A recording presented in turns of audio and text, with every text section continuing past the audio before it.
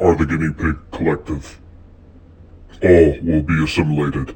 Resistance is futile. Searching for old treasures, blowing off the dust. Timeless stories and legendary characters. This is Talking Movies.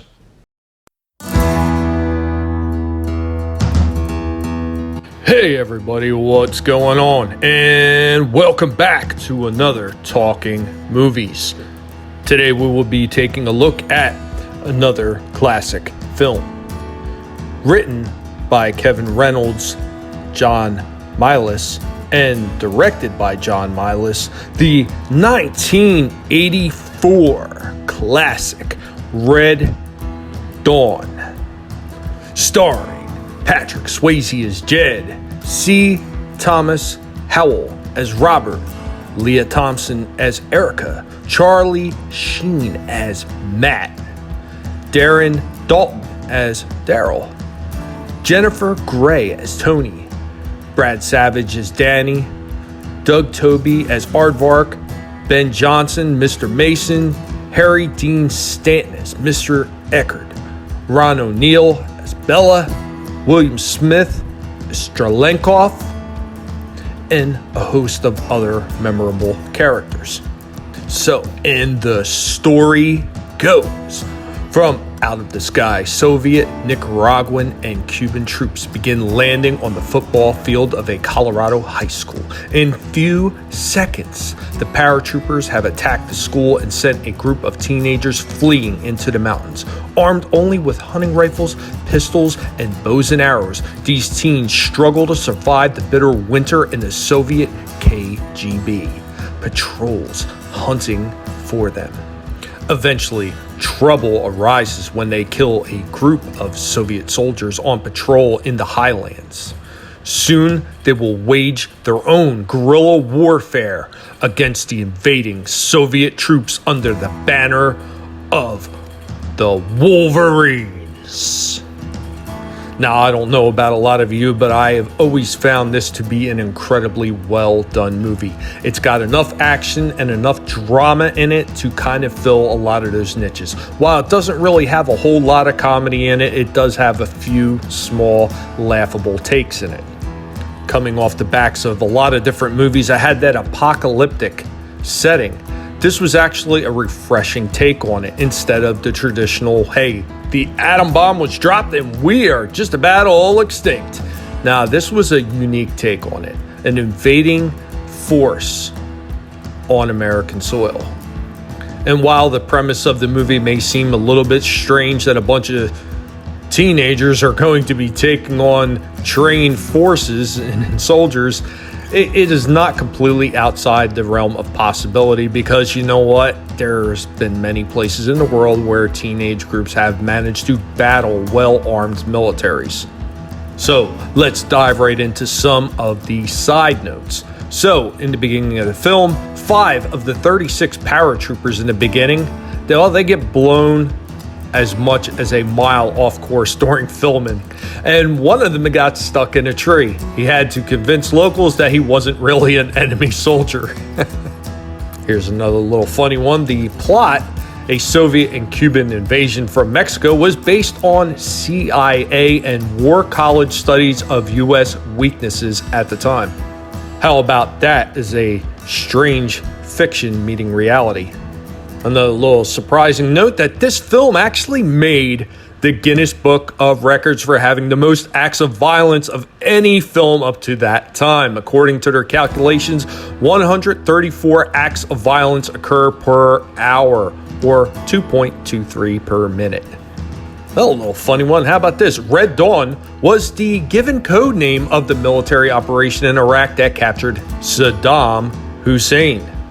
Apparently, Patrick Swayze got frostnipped during filming. A few years later, he said it still felt like someone shoving toothpicks up his fingernails when he got too cold. How about another reality meeting fiction? Real Green Berets helped with the actors' boot camp training. C. Thomas Howell had been a rodeo cowboy, and he helped teach the rest of the cast to ride horses. And the actors actually trained using real weapons so that they wouldn't make mistakes using the prop ones. There are no computer graphics, chroma key composites, or miniatures in the movie. All of the explosions are real and in actual size. There's something to that more practical way of filming that seems to be just lost in a lot of today's movies with all the CGI explosions, but yeah, not here. Here's another funny one. 2 CIA men came to the set. Having received reports of Russian tanks in the area, they were relieved to hear that tanks were just for the movie. Many of the fighting techniques the actors learned came from Native American tribes like the Apaches. And this was actually Charlie Sheen's feature film debut. The U.S. flag in the classroom at the start of the movie and other scenes is a 48-star flag. This was the flag during World War II and a symbolic reference for a movie portraying the start of World War III. So another funny one involving some of the props in the film. Soldier of Fortune magazine said that the film's T-72 tank was such a good replica that while it was being carted around Los Angeles, 2 CIA officers followed it to the studio and wanted to know where it had come from. And writer and director John Milius apparently carried a loaded pistol around on set with him. And talking once more about practical effects, the blast from an exploding jet was so strong it knocked 5 trailers off their foundations. The illustration of Genghis Khan in the high school classroom at the beginning of the film is a caricature of writer and director John Milius. So the production crew had built a gas station and tourists driving by tried to fill up there thinking it was real. The Russian text seen in red lettering above the movie's title and in the film on movie posters is Russian for Red Dawn. So Colonel Bella's subordinate always addresses him with "Si, senor." In the Cuban army, he would call his superior officer "mi coronel." So one of the things they got wrong is Colonel Bella's name is incorrectly pronounced. Everybody says it as if it were Bela Lugosi's first name.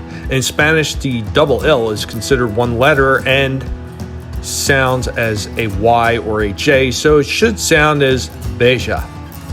The colonel empties his .45 while standing on top of the tank, and it continues to fire after the slide has locked back. In the beginning, when the soldier fires into the classroom, the children can all be seen ducking underneath the window and nobody remains standing. In the next shot from inside the classroom, one boy can be seen upright and leaning through a broken window having been shot. So when the boys get to the mountains and are arguing about turning themselves in, right before Jed shows them the shot up radio, you can see 2 men in the background with mustaches and sunglasses on. These are obviously not any of the actors because none of them have mustaches. When Cuban paratroopers launch a rocket-propelled grenade into the school bus, a special effects guide wire is visible. So one of the errors they made is soon after the Wolverines launched their first offensive, a sign for Story Lake can be seen. Story Lake is in New Mexico, where much of the film was made, but the setting is supposed to be near Denver, Colorado. And when the tank pulls up to the gas station, they ask for gasoline. All Soviet-made tanks were diesel-powered. When Strelenkov and his Special Forces soldiers are parading down the street, the belt of the soldier behind the drummer on the far right breaks off. Anyway, guys, that is all I have on this one. Have you seen this movie? Do you like this movie? And if you haven't, are you planning to watch this movie? I would highly recommend it. This is a very good war movie. Maybe you're not into war movies, but hey, you should probably give this one a chance anyway. It is definitely a classic and needs to be appreciated. Let me know what you guys think in those comments down below. And of course, as always, if you enjoyed the content and like what you've seen and heard, go ahead and destroy that like button for me. And if you are new to the channel, welcome. Glad to have you here.